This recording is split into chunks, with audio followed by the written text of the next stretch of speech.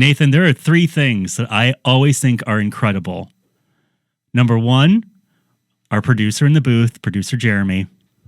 Hello, everybody. Okay. I wasn't saying hi to him, but I'm always happy to hear his voice.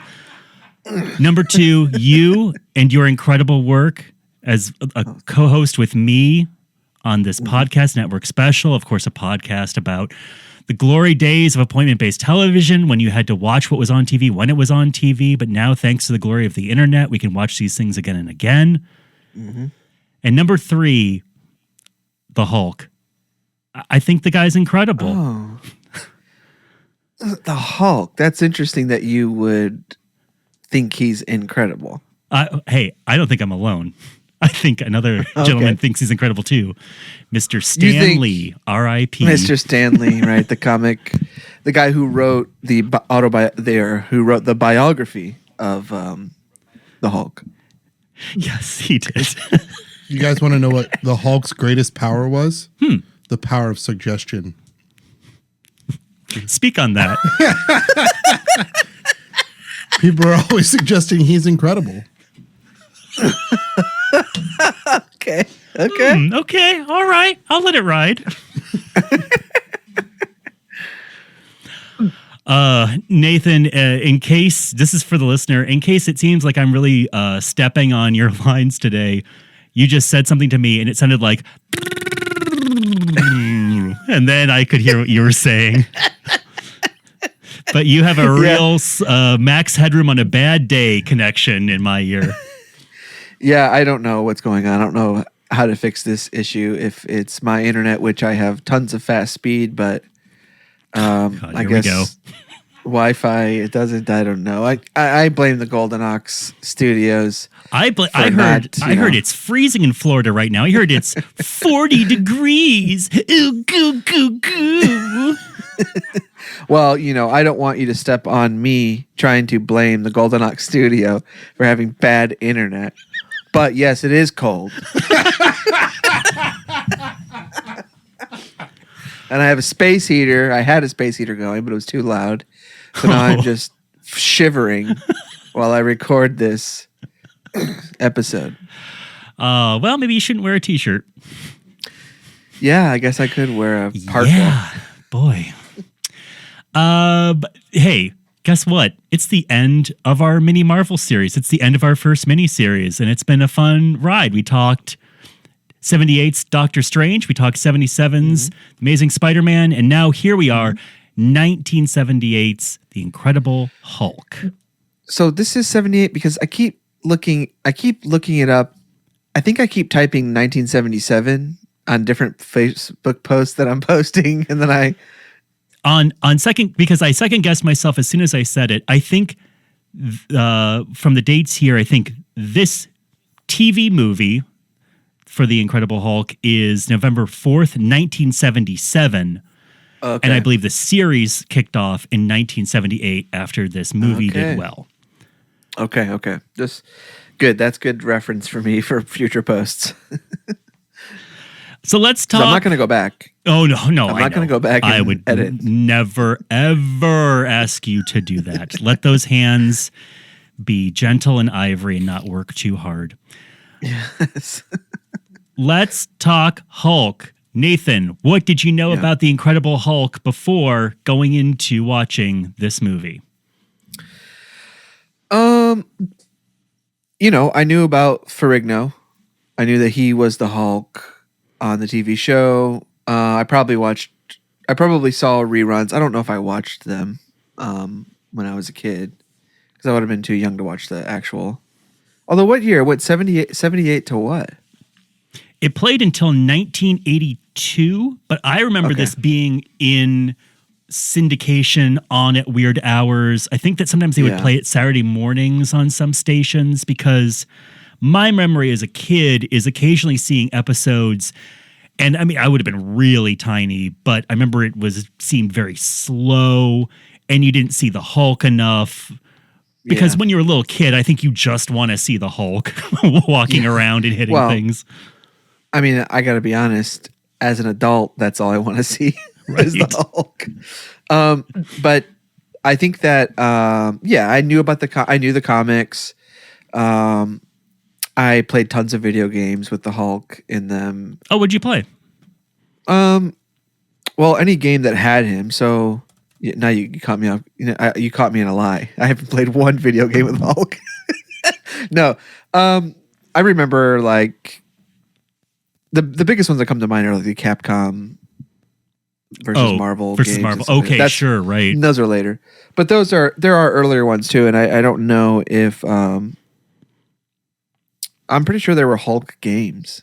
Okay, like for Super Nintendo and stuff, but I'd have to go to I don't know, VMDB. I don't know what's the video game. What's the video game one? The IVDB. That would it be? No, that's for doctors. Where you can look up different IV drips. That's like right. Saline. True, Which one is saline? Does that stop a heart attack? My knowledge of the Hulk was basically just he gets mad. He turns into a Hulk. And the only other thing I knew is I loved Hulk toys and Hulk branded things because when you're a little kid, he's such a pleasing looking character to a kid. He's green and purple, two great kid colors. He's big and bulky. And we were sending each other Hulk toys before this episode. This guy inspired some of the greatest kid toys that I've ever seen. Well, first of all, just basics. I remember like when there were cars that they had for the superheroes, like Captain America or Spider-Man would get their race cars. The Hulk always had a big 70s van. Like a big doobie smoke style van that he had his face airbrushed on the side of, which is always great. Hulk hands, big foam hands that you can bash and they make noises. One of the greatest toys ever made. Yeah. Have you played with Hulk hands as an adult? I haven't. So satisfying. It's okay. Just well, I'll take a look next time. Slamming on the table, going to town. And I can only imagine how many little brothers' heads got sandwiched and Hulk hands got taken away within 5 minutes on Christmas. Yeah, the movies, the new universe, Hulk, besides Spider-Man, Hulk is no question my favorite character, especially the Mark Ruffalo, big lovable dummy Mark Ruffalo playing this is one of my favorite things. And him just going to freaking town is always the best part of these movies. Did you ever watch the 2003 or 2008 Hulk or the Incredible Hulk movies? Yeah, I think those are still technically part of the... Technically, yes. The universe. But so like as Eric Bana and the guy from like the very famous guy that doesn't work anymore. except in Wes Anderson movies. Does Edward Norton not work anymore? Yes, Edward Norton. Yeah, Edward Norton. He I didn't like either of them, but they are listed in the, like, when you look at the multiverse. Oh, sure. Yes. Order of movies or whatever. Both of those are there. And those are not good compared to, except when you see Hulk running around. That's always fun. But the Mark Ruffalo, who has not had his own movie yet, except for the best one. Ragnarok was kind of a Hulk Thor two-hander. But it was right. But I'm not counting it because it's called Thor. Oh, a purist. I tried watching both of the other movies and I never got through them. I really lost interest in the Incredible Hulk, the Edward Norton one. It just seemed very bland. And the Eric Bana one kind of looks interesting with all the comic panel things that people famously do you remember what I'm talking about? People famously either liked or hated it, where the screen will get divided into different panels, like you're looking at a comic book play out. I don't remember that, actually. That was a big I only saw it once. Okay. It drove people crazy at the time, apparently. The big problem with the original Hulk, besides that Eric Bana is maybe not the most compelling lead actor in that kind of movie, is the effects were just a little too grandiose in 2003. So Hulk just kind of looks like a weightless beach ball when he's jumping across the hills. Yeah, those two are very like serious, very serious. And then the new Hulk is more of a, like a funny. He's kind of a comic relief a lot of times, and so it's just so much more fun to see him now. So that's why I'm hoping they do make a movie with him, so that we'll get that kind of how they, like the first Thor wasn't so funny, but the rest of them were. I hope that we get the same thing with Hulky Boy. Yeah, Ruffalo kind of plays him a little bit more like Monk, TV's Monk. Like he's a neurotic. He's kind of quiet, but he is a funny guy as well. Like, I mean, Eric Bana can be funny, but yeah, I don't know why they made those movies so grim and serious. But speaking of grim and serious, we can get into the 1977 Hulk. Oh boy. Because this movie is way more serious and adult themed than I ever thought it was going to be. Yes. Excuse me. Oh boy. No. Go ahead and get all the yawns out. It starts off with there's no dialogue for the first 5 minutes. It's very serious music while you watch a gauzy montage of the Hulk's David Banner, played by Bill Bixby in this. You're watching David Banner's euphoric marriage to a woman, and they're strolling down the beach and having Christmas and putting pancake batter on each other's noses. And then they get in a terrible car wreck, and he gets out and she doesn't, and she dies in the flames. And he wakes up from a nightmare about it. That's a full 5 minutes. The first 5 minutes of this thing are watching a marriage be rocked by tragedy.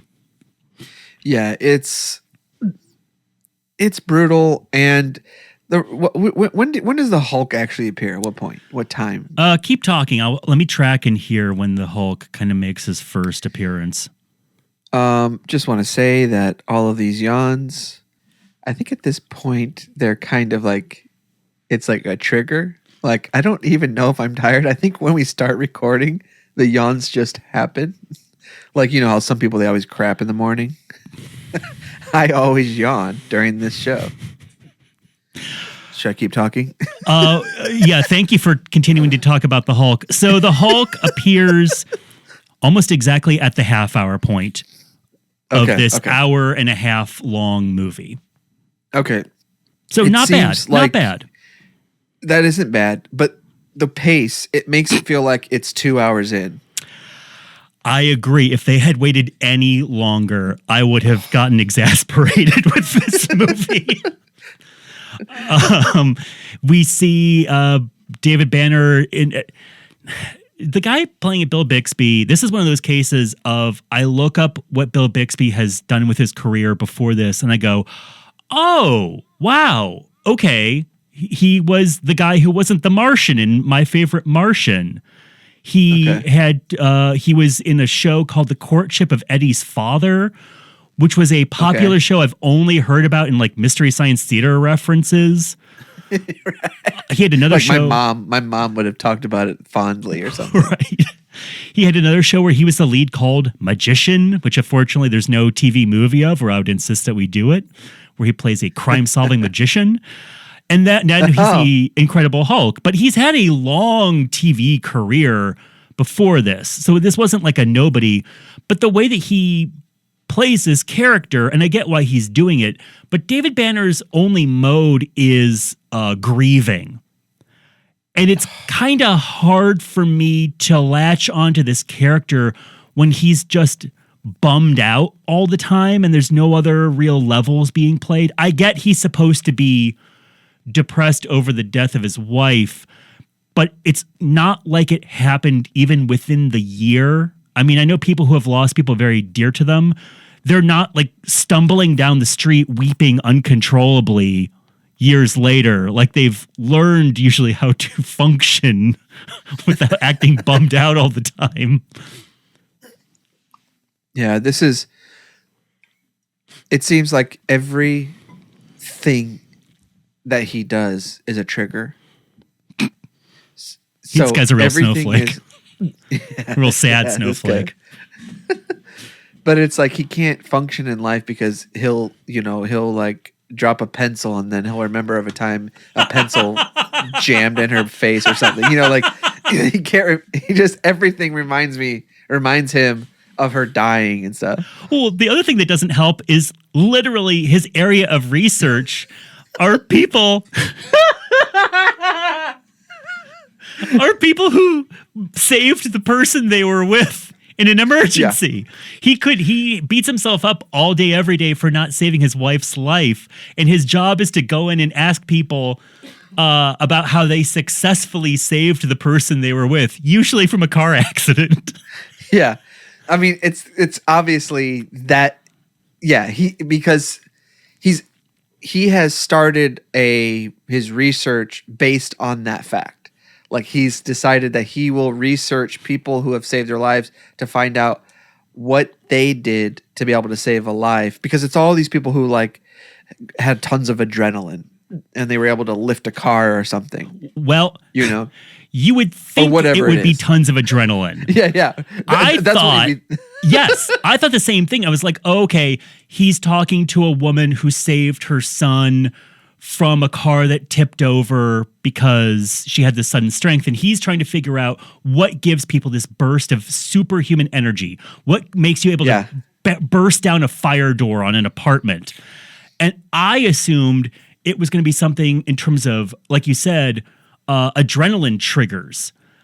But it turns out it's not that at all.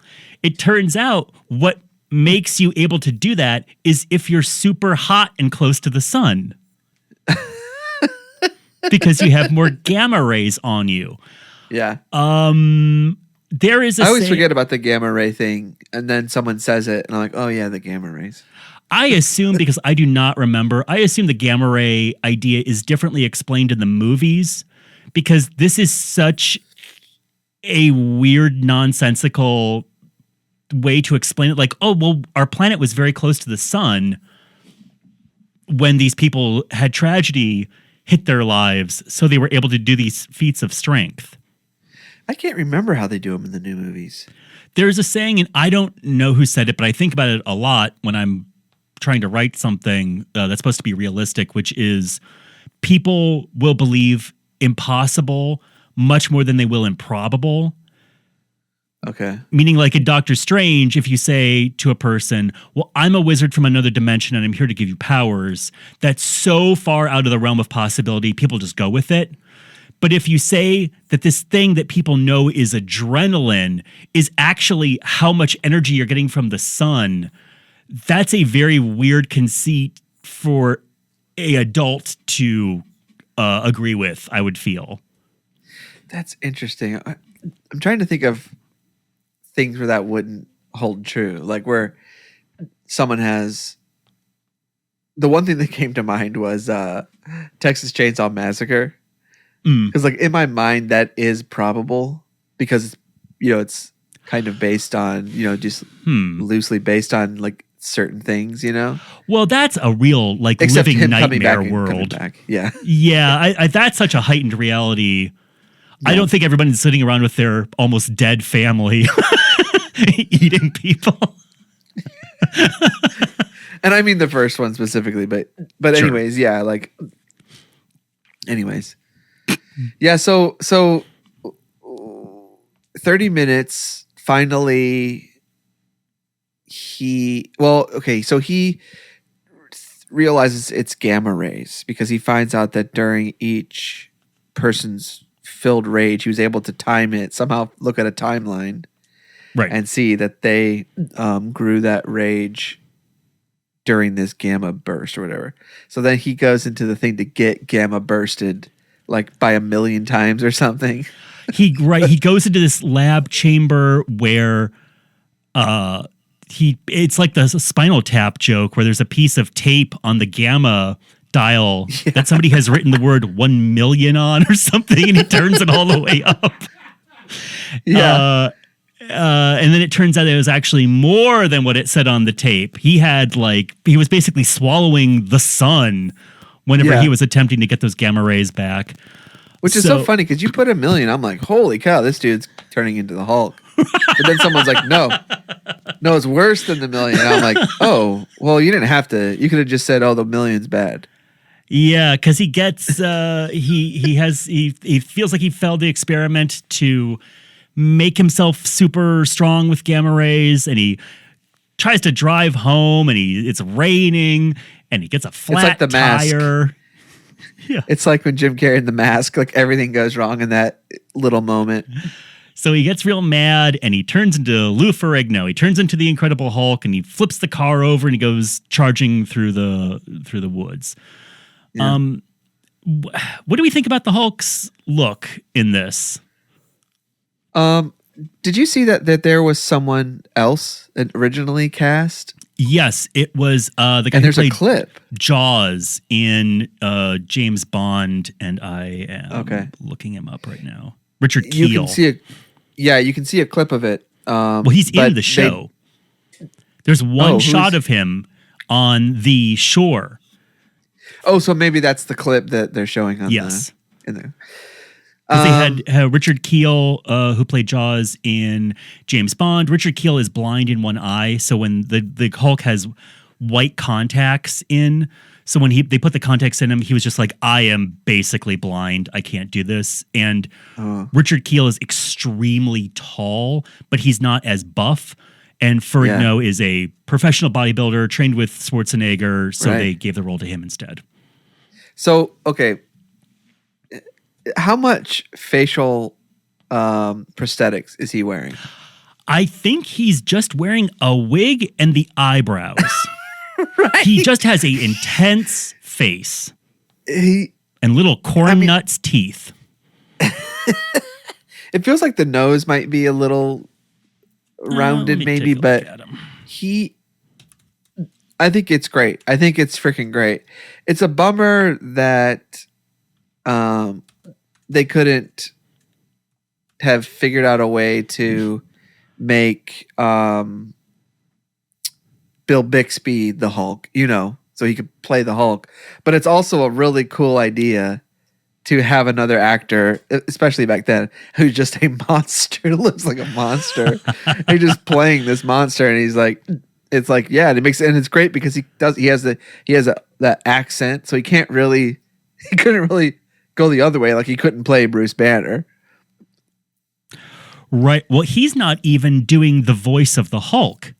Oh, the Hulk's voice in this is Ted Cassidy, who played Lurch on The Addams Family. Oh, that's right.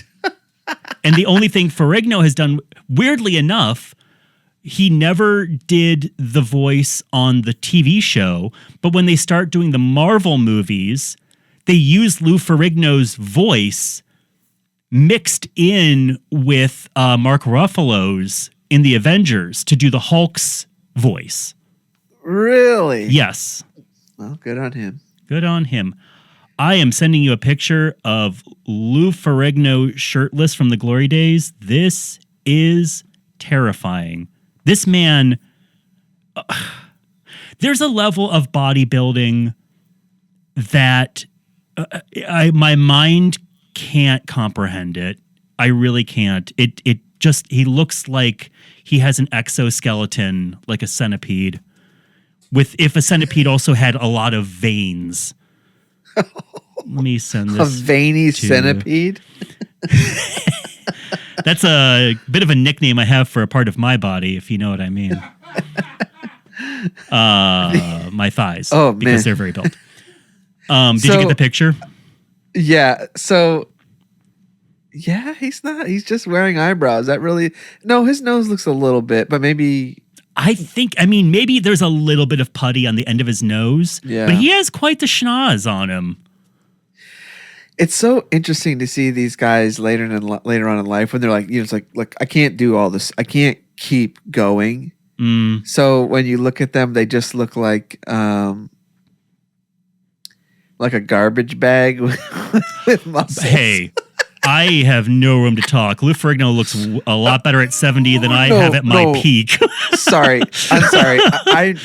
This is not to say that he is bad and I'm, I look better than him. I'm just saying, like, you can, there's like this moment where they're like, I'm going to still work out, but I can't do it to the extent that I did it. If your flesh is that taut and it's been under that amount of muscle, there just is nowhere for the skin to go. You're going to get a little bit of a bag on it. That being, and I'm also sure he's had surgery to kind of take the excess skin off. Yeah. Because you can really get a little loose sheet look to you.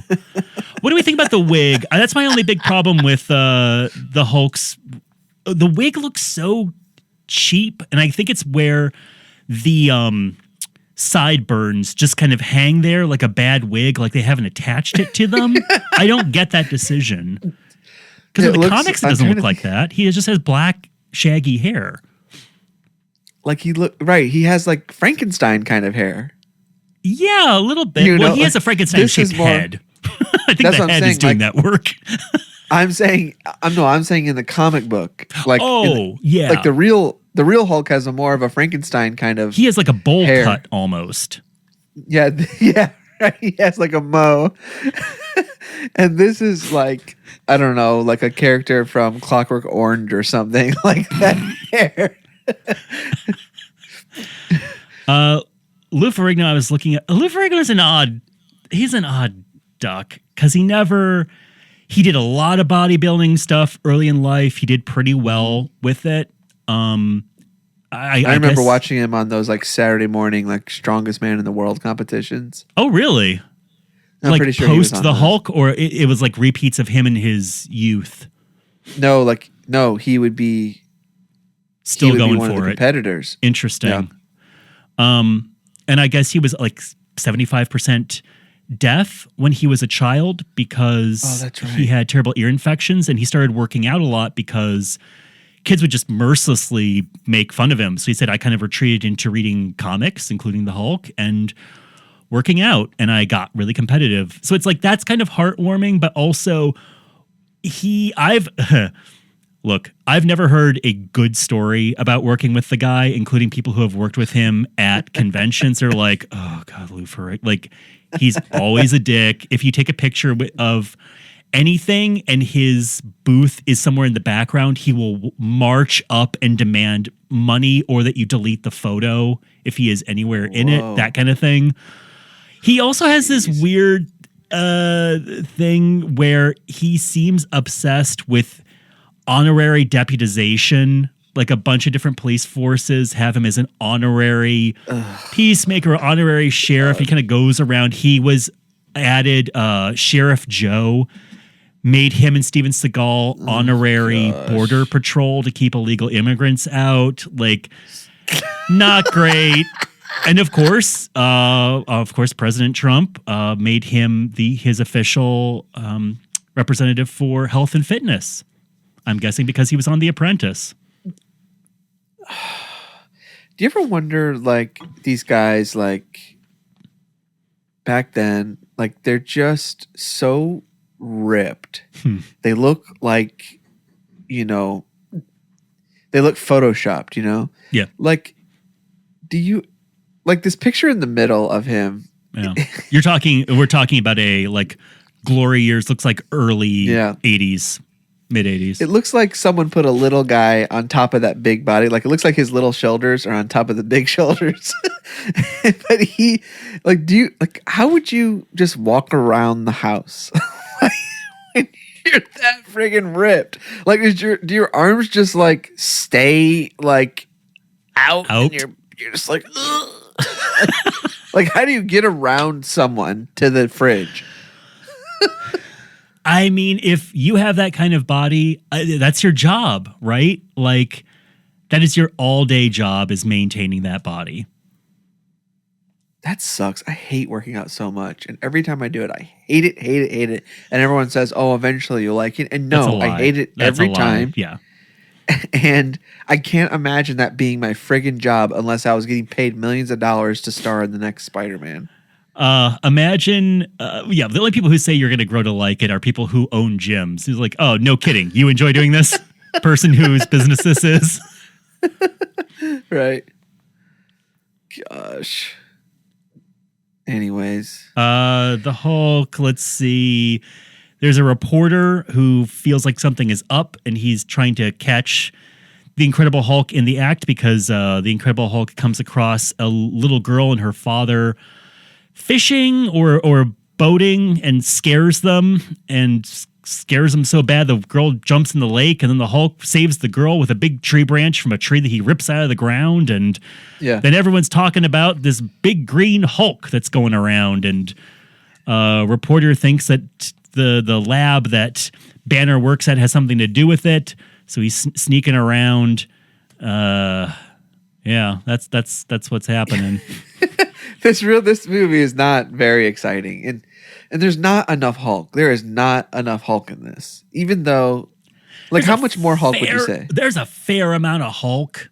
It's just a slow-moving narrative, and there's a lot of scenes where it's a very small cast. There are basically three people. There's David Banner. There's the woman he works with, who's also a kind of would-be love interest if this guy would stop grieving for 5 minutes and pay attention to this woman. And then the reporter who works for this tabloid who wants to bust the Hulk story. But I mean, when the Hulk is there, isn't it very much like nothing, like barely, like he's... Like when I guess I'm so used to seeing the Hulk like jump around the city and throw cars and like launch lightning poles and stuff. Of course, versus it can't him be just that. like built, like banging a table. The most like it looks like what he's doing is what kids do when they wear the Hulk hands. The most destruction we get is Banner wants to figure out how to recreate his Hulk form. So this is the most kind of endless portion of the movie for me, as he goes into this secure capsule. It has 6-inch plastic glass. It has 5 steel doors on it. He's like, I'm going to recreate the conditions where I became the Hulk. So he like opens up a water main. Like he just goes up and opens up a water main of the building. I'm like, that is a bad idea. He throws a garbage bag over the control panel so it doesn't short out. And then he realizes, I was upset because he has a bad dream and she sees his brain waves go crazy. So he makes himself upset or something, and then he starts smashing apart the containment room. And that sequence is about 15 minutes long. It just kind of goes on and on. But that's the most destruction we see the Hulk really do. This is almost like a mini King Kong story where the woman he's with tames him. You know what I mean? Yeah. So, but the thing is, like, he doesn't. It seems like even in the Hulk form, he doesn't just, like, he gets mad at the little girl. When he sees the little girl, he's like Frankenstein and a little girl kind of thing. He's nice to her, but she like freaks and screams. And then the dad comes running and tries to shoot him or whatever. And so he gets mad at the dad and throws him. So it seems like if you are not attacking him, he will just stare at you. Yeah. Is it like a poking the bear situation where the Hulk is just kind of a big, dumb little kid brute? Unless you poke him and make him mad, but the woman seems convinced he would never kill anyone. I don't know where she's getting that from. It seems like he could kill somebody pretty easily to me. I guess she's just like, yeah, I know. They've done no experimenting on this whatsoever. And they've done no studies, no research, but she's just, oh yeah, you wouldn't kill anyone. The other thing, and this is not anything with kid logic or comic logic, it does kind of drive me crazy, though, in movies where there's something like this and all your problems would be solved if you just told more people about it. But he doesn't tell anybody about it. It's just her and him. I'm like, well, buddy, this could be easily dealt with if you would just let the rest of the lab in on what's going on. Yeah, this is like, God, this is like every freaking movie. Like everything is like, just say the thing. Just say a thing. Just say the thing. Yes, that is, and it happens in romantic comedies a lot. Just say the thing. Just. This is a lot of kerfuffle for nothing. You're making it worse. This woman. It's like people need to figure out how to write something where it's impossible to say the thing, or there is no thing to say that would fix it or something. Like I don't know. Or I think the trick is also to, like, we've all been in situations where we don't say the thing and we get in our own way. It's how to make that believable. Yeah. And how to kind of make it understandable why this character wouldn't say this. Right. Mostly what it is like someone's trying to say the thing and another person's like, I am not going to listen to you anymore. I'm leaving the room. Yes. And don't even say one word because I won't hear it. Me. Yeah. I have shut off all communications to you until later on. Though until the last 15 minutes of the movie. Yeah. This stupid. See, it's so hard to look up the movie and not the show on anything. The only thing I was going to bring up, besides the fact that this woman has been in TV forever, is it said in her bio that when she was 23, she dated Cary Grant. And I thought, and I looked it up, and Cary Grant was 63. Woo! A real spring and then the next spring relationship. Jeez. 40 years. That's like almost like the difference between them is almost how old I am. Yeah. I mean, I'm. Hey, Cary Grant, famously charming guy. Okay. She seemed okay with it. Yeah. What do I care? Right? What am I? Her dad? The only way she's going to learn is making mistakes. What am I, your grandfather? That's what he should have been saying.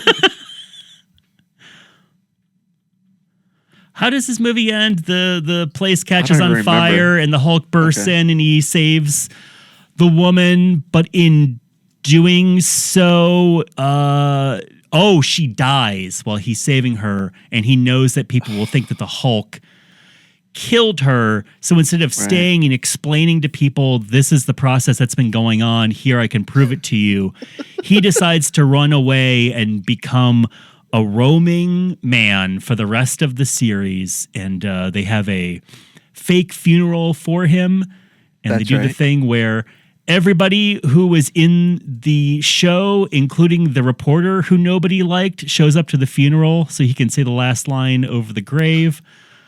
And then we see Dr. Banner walk up as everyone's leaving and stare at his own grave. And then we hear the theme song to the Hulk, this rousing theme that everyone was humming.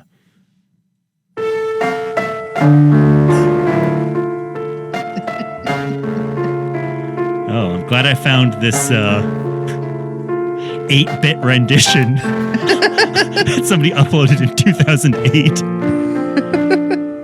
So that's... And is that the theme song for the whole show? Yeah. This was like was a hit I song. remember this.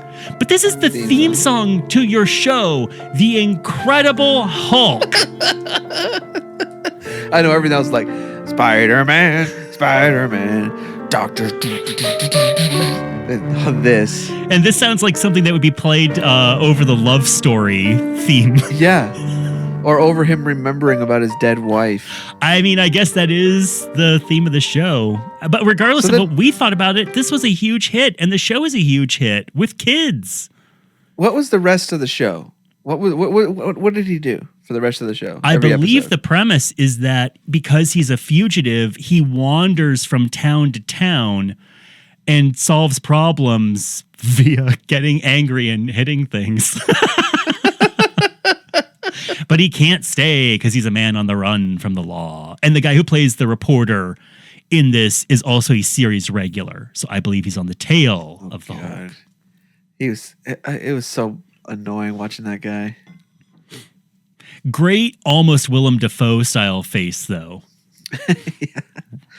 I just felt like he wasn't smarmy enough, maybe. I don't know. You like him real smarmy. I love smarm.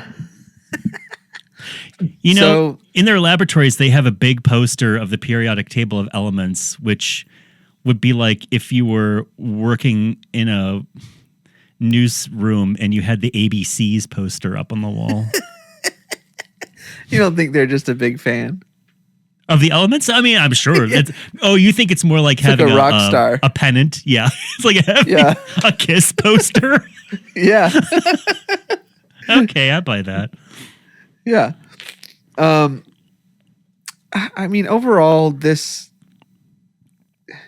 seems like we had most of all the three.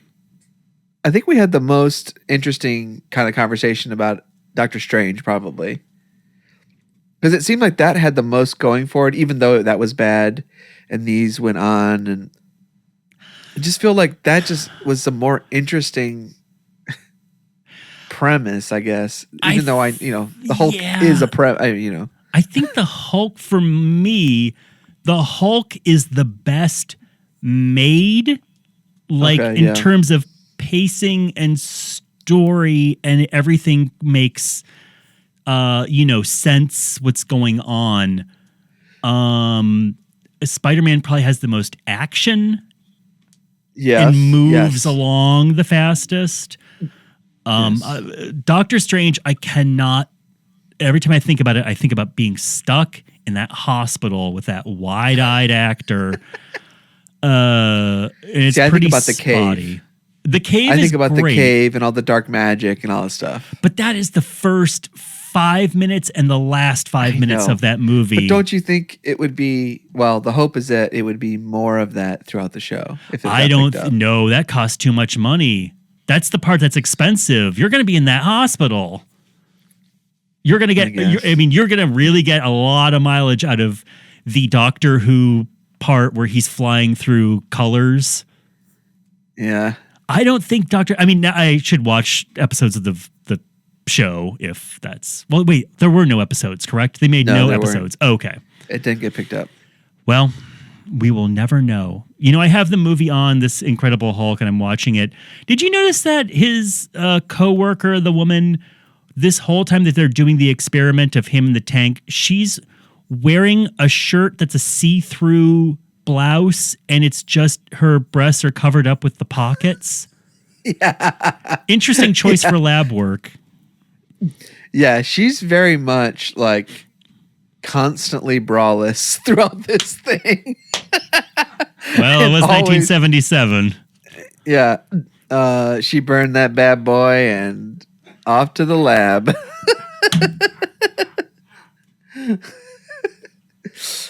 But yeah. Stuck it in the Bunsen and called it a day. I just kept thinking about it, like, why wasn't there like I don't care what she's wearing, but what? Like, it would seem like a censor if someone would have been on there, being like, it's nothing scandalous looking. It's not just scandalous, funny. But it does feel, I don't know. It just feels more. I don't. I guess I just don't. I guess I just don't remember enough about the standards of the 70s to know if that would have been. Well, Charlie's Angels was ruling and reigning. I think you were safe. Yeah, and not that I'm shaming this wardrobe department. If she feels good in the lab wearing that, good for her. No, and she looks great. It's just funny, like, okay, going into work in the gamma ray lab. Yeah. Better put on my disco gear. My question for the rest of the series is, does Bill Bixby just play this character as such a wet blanket all the way through these seasons? Because that would seem unbearable. I'm guessing he mixes it up at some point. Well, I got to tell you, I probably will never find out. How many seasons was this thing? Like 4 or 5 seasons? 4? Yeah.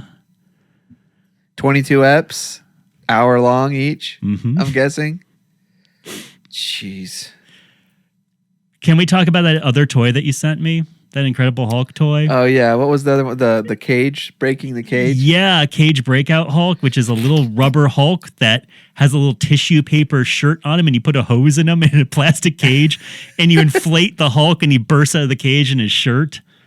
Yeah. God, that thing is great. And if you happen to have one in the box that still has the original shirt, you can get about $1,000 for it on eBay. So I love the green and purple color. it always works. Works on the Joker, works on Green Goblin, works on the Hulk. It's like Halloween. Mm-hmm. It's one of the other great Halloween color schemes. There's orange and black, and there's purple and green.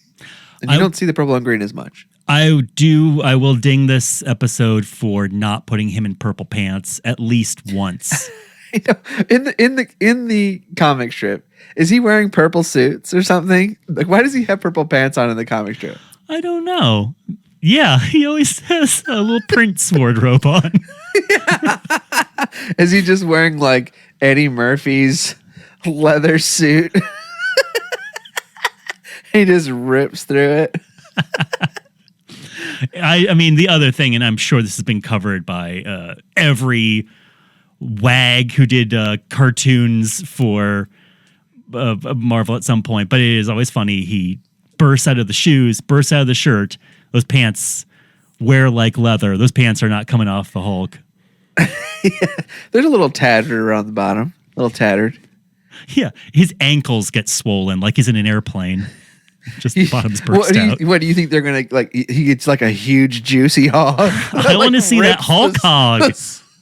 It rips open the zipper or something. Yeah.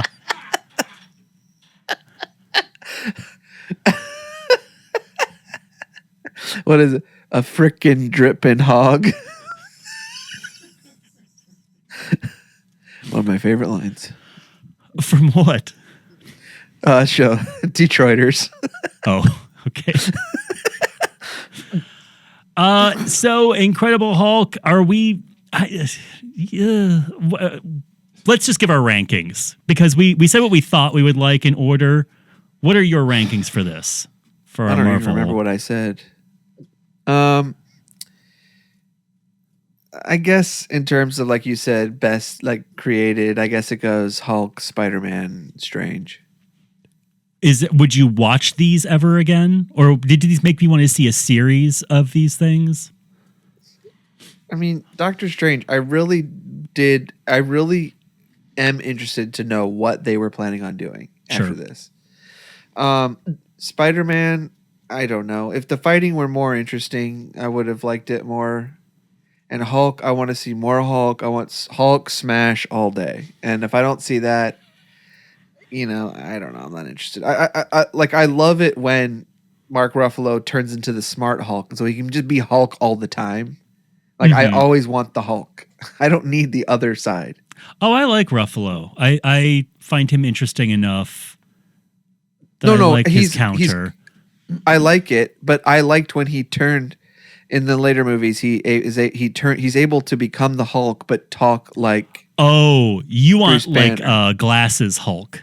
Yes. Smart Hulk. And also, I love in the comic strips how he's like sometimes he's gray, sometimes there's like a gray Hulk and stuff. Just gray Hulk. There's red Hulk. Yeah, I don't know what that is, but I love that. I love the bright, vivid. I mean, gray's not bright and vivid, but I just like the color scheme a lot of the Hulk. By the way, 5 seasons of The Incredible Hulk, 82 episodes. Hey, man, made money. I'm going Hulk. I guess I go Hulk, Spider-Man, Strange, just like everyone probably does. Yeah, I guess I'm the same. Although I'm with you. If there's a Strange series, I want it full alien worlds. I want it other galaxies. Yeah. I want bad costumes with neck seams. I want freaking pentagrams. Yep. I want it all. And if I watch more episodes of the Hulk, I want David Banner to get out of the doldrums, baby. Yeah. Nobody wants to see an old sponge. An old gray sponge. But since we're 3 three people. Yeah, I mean, Jeremy, do you like these shows? Did you watch any of these? I'm not a real person. Yeah.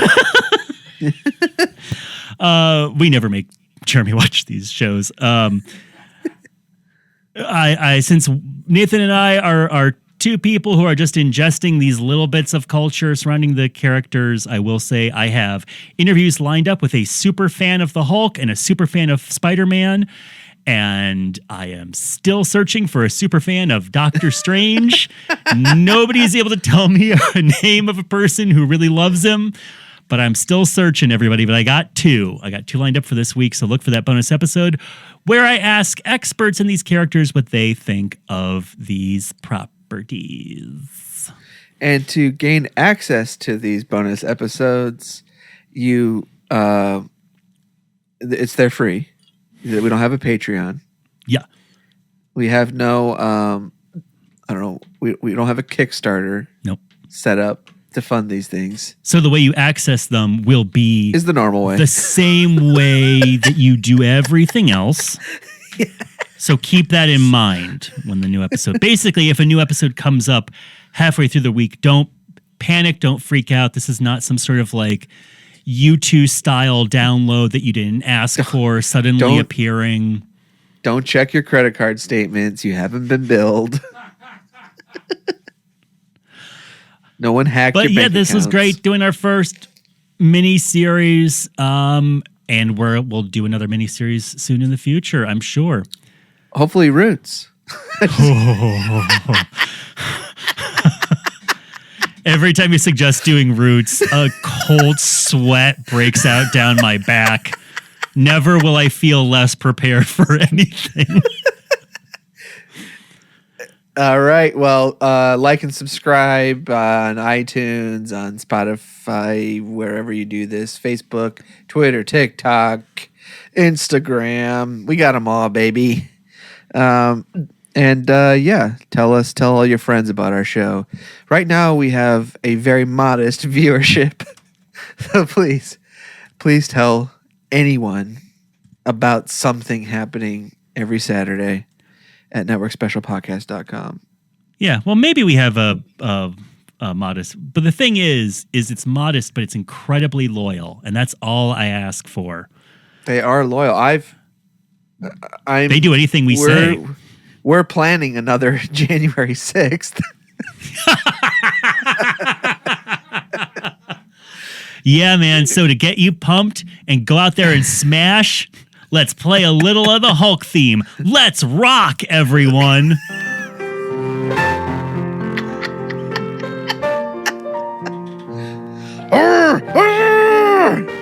Boo hoo hoo! Boo hoo! Hulk's wife! Bye. Bye. Incredible!